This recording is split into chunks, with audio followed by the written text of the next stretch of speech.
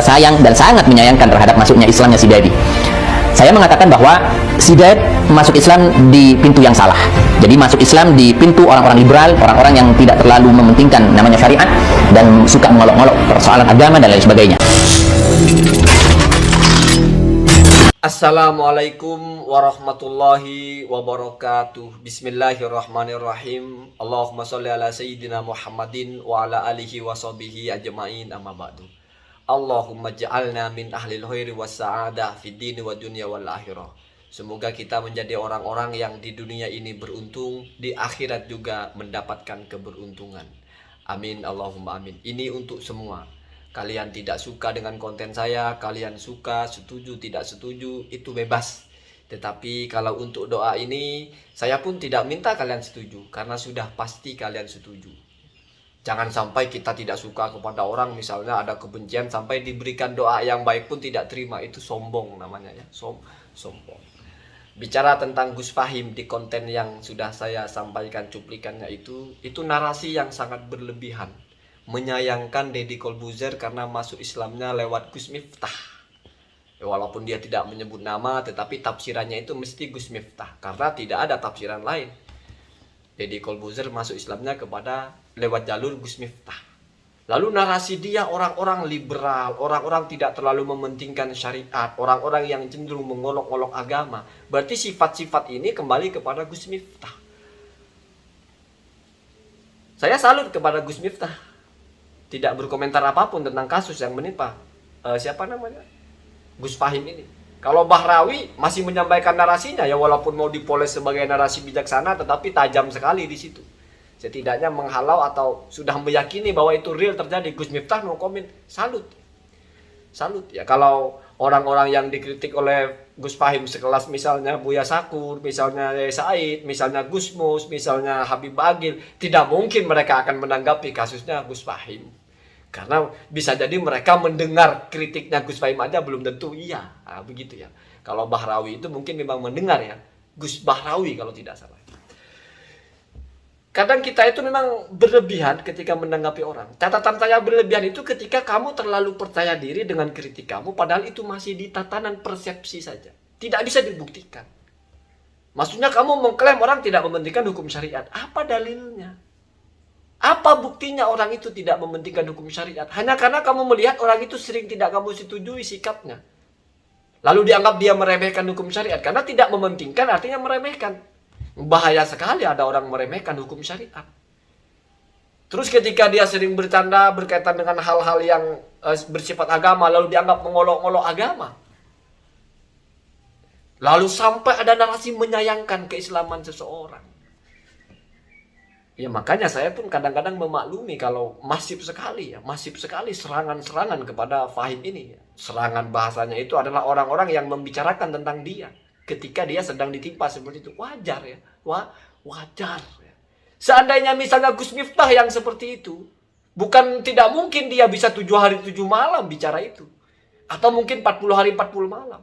Atau misal kiai-kiai yang dia kritik itu lalu dikena kasus pencabulan. Bukan tidak mungkin orang seperti ini dan kelompoknya juga akan terus. Jadi saya mulai memahami. Inilah hukum keseimbangan netizen. Ya. Inilah hukum keseimbangan media. Di mana memang sudah pasang garis, kita tidak sepakat dan selalu berperang di media. Maka ketika kita lihat lawan kita ada jatuh, saya salut sekali lagi kepada ya orang-orang selevel Gus Miftah itu. Selevel Gus Muwafiq, no comment, tidak pernah bicara tentang itu. Artinya tidak mengambil itu sebagai kesempatan untuk membuktikan. Lihat tuh orang yang keluar-keluar kritik saya, kelakuannya begitu. Nggak ada begitu. Atau mungkin mereka masih menunggu sampai terbukti baru bersuara. Allahu a'lam. Artinya, memang orang-orang yang tampil di YouTube itu, misalnya saya atau Gusan atau siapa, lalu ketahuan ada belangnya melakukan kejahatan seperti apapun, itu akan menjadi sasaran empuk untuk orang-orang yang tidak setuju. Untuk orang-orang yang tidak setuju dengan pembicaraannya, untuk orang-orang yang merasa diserang dalam konten-kontennya, kan begitu. Walaupun kalau saya pribadi tidak suka dengan cara seperti itu. Saya berkonflik dengan Fahim itu sudah lama sekali.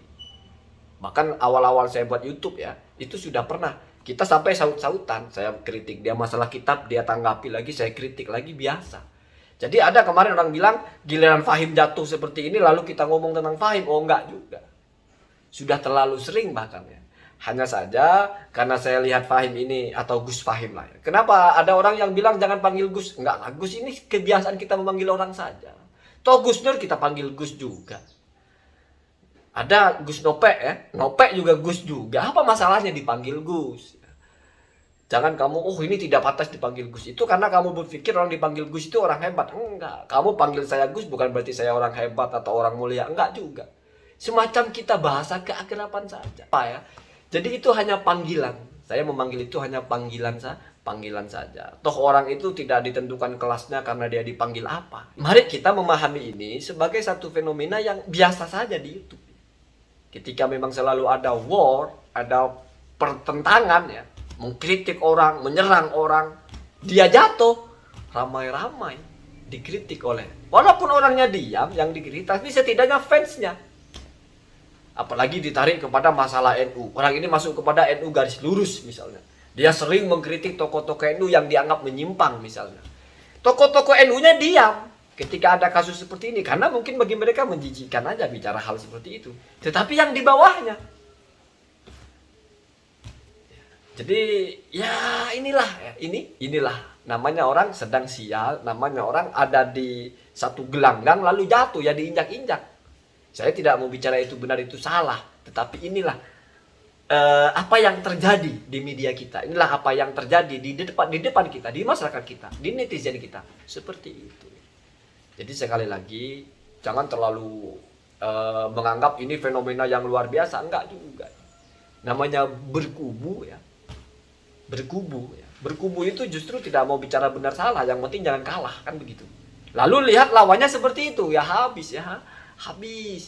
Walaupun ya sekali lagi saya salut kepada tokoh-tokoh yang pernah dikritik begitu kasarnya oleh Fahim ini, tapi mereka diam ketika ada kasus seperti ini. Saya tidak membayangkan kalau misal yang dikritik itu lalu diketahui oleh Fahim dan kelompoknya ini dia melakukan pencabulan atau apa. Mungkin walaupun masih tahap dugaan, mungkin sudah pasti ya. Digoreng habis-habisan karena sudah terbiasa bermain-main dengan opini, terbiasa menyerang orang dari sisi-sisi yang multi interpretasi.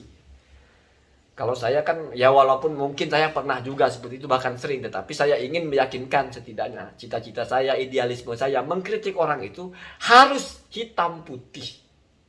Artinya kita tahqiq betul-betul salah baru kita bicarakan. Hitam putih ini maksudnya semua orang bisa diajak memahami karena jelas. 1 + 1 3, dia bilang kita kritik 1 + 1 2. Pilihannya adalah 1 + 1 2 atau 3. Dia bilang 3, kita yakinkan jawabannya adalah 2. Itu hitam putih, semua orang bisa paham. Ini tidak ada dalilnya, itu tidak ada dalilnya. Kita sajikan dalilnya, semua orang bisa paham. Bukan hal yang masih jelimet tidak jelas. Termasuk konten saya yang soal Dr. Arifin Badri. Nanti akan saya buat sesi keduanya. Itu hitam putih sangat jelas. Bahkan saya ikuti diskusinya di Facebook itu malah semakin kemana-mana untuk membela diri. Bawa-bawa narasi tadlis dan sebagainya. Nanti kita bahas itu. Allahumma hadina hada sabil. Yang menarik juga kalau misal ada diskusi ya dengan beliau ya. Entah saya datang atau bagaimana. Assalamualaikum warahmatullahi wabarakatuh.